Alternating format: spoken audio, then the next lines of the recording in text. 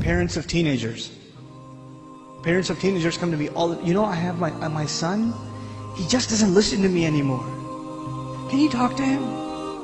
Like I have some prescription drug that I carry with me that, or you know what it is, the sun comes over, I'm gonna be like, and all of a sudden, he'll be this amazing kid. But if you just talk to him, no. What if you talk to him? And where were you when there was time to talk to him? Let me tell you something I'm going to talk about parents first a little bit, then I'll talk about couples, and that's the only time we have. Two things. Two kinds of fundamental relationships, your relationship with your children and your relationship with your spouse. So we'll talk about some very basic things in regards to both. When your children are little, when they're 5, 6, 7, 2, 3, 4, you know what the most important thing is? I have 5 of those, I could tell you. The most important thing to them is your approval. They want to make you proud, man. They want to show you what they did. I'll be on an important work phone call, and my son will come over, my 2-year-old will come over, Abba. Like, okay, hold on. What is it? Nothing. I'll go back on the phone, and he'll start calling me again. I'll be like, okay. What is it? I want to show you something. What do you want to show me? That is it. But you know what I'm supposed to do? Oh my God, that's awesome. Do it again. I'll call you back. You're supposed to appreciate what your children do. They live for that.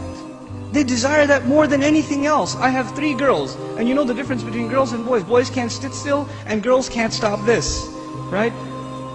So I pick my girls up from school. One's in 1st grade, the other's in 3rd grade. I pick them up from school. It's a 25-minute ride back home, and what are they doing the whole way?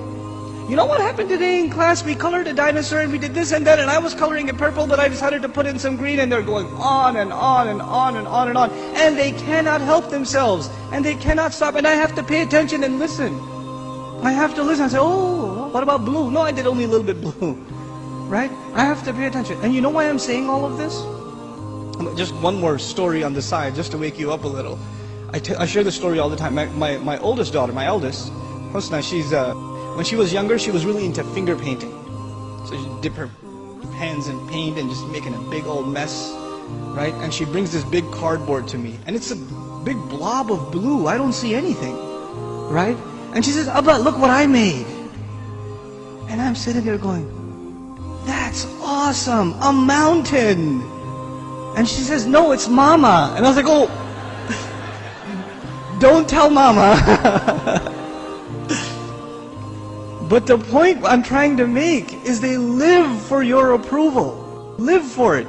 But those of you that have children that are teenagers, do they get in the car when you pick them up from school and they can't stop telling you about what happened? Does that happen? Now, you know what happened in school today? My teacher said this and that and the other, and I got an A on my paper. Nope, they're quiet. And you're trying to know, how was your day? It was okay. So what'd you do? Something. Where are you going today? Somewhere. They don't talk. Getting them to talk is like an interrogation at a police station. And they're not saying anything to you. And while trying to ask them questions, they're texting their friend, my dad is asking too many questions today. I don't know what's up. Did you tell him something? What I'm trying to get at is very simple. At a younger age, your children crave your attention. And when they get older, you will crave their attention. But if you don't give them attention when they're tiny, when they come to you with their toys and you say, go in your room, I'm watching the news. The game is on, could you take him please? Come on, I had a long day at work. I don't want to deal with this right now. I have friends over, it's embarrassing, go to sleep, go get out of here. When you have this attitude towards your children, like they're an obstacle in your path, your job was at work, when you come home, you're on vacation. No, buddy, your job began when you came home. That's your job. What you did over there is just to fulfill your real job at home. Be a father. I'm talking to the men here. Be a father. Spend time with your children. They're not just there so you put them in school and you come home from work, you just want to go to sleep, you don't want to bother anybody, you don't want to talk to them. And actually the easiest way to not talk to them is get them an iPod Touch and an iPhone And get them a computer and a laptop in their own room with high-speed internet, so you don't even have to look at their face. They could just be in their room all day, Facebooking, finding themselves a new set of parents online. Seriously. Be a father, be a mother. Don't replace your motherhood and your fatherhood with these things, because if you do, when they become independent, you know what happens to most parents?